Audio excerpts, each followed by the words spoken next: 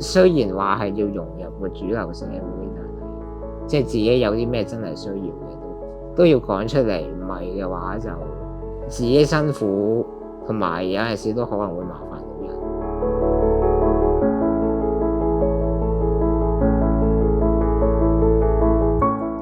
我叫施根君，咁我係一個 E3 嘅 Computer Science 學生。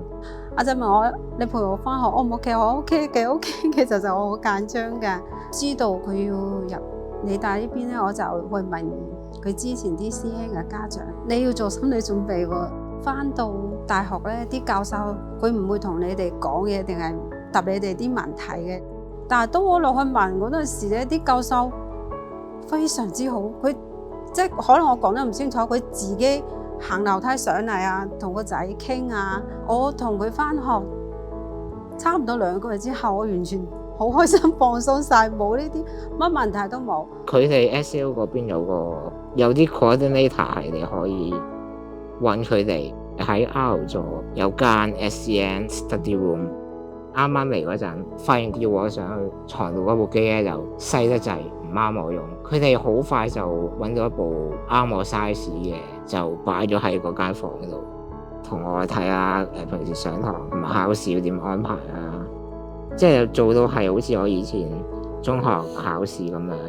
咁因為個配置我已經係習慣咗啊嘛。第一次知道要幫佢手做代筆嘅時候咧，其實我係先 check 咗佢啲 requirements， 佢要做有啲乜嘢嘅 equipment 係要攞到去幫佢手嘅。知道Alvin 幫我代筆就會放心。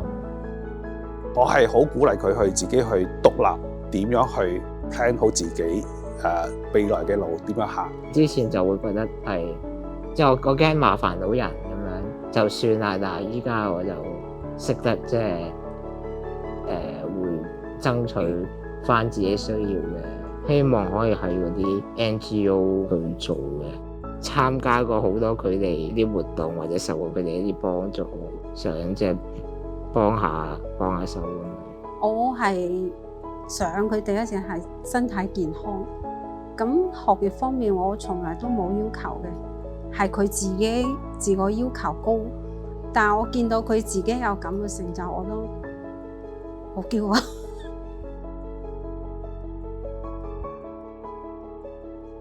多謝，咁即係咁多年都喺度支持我。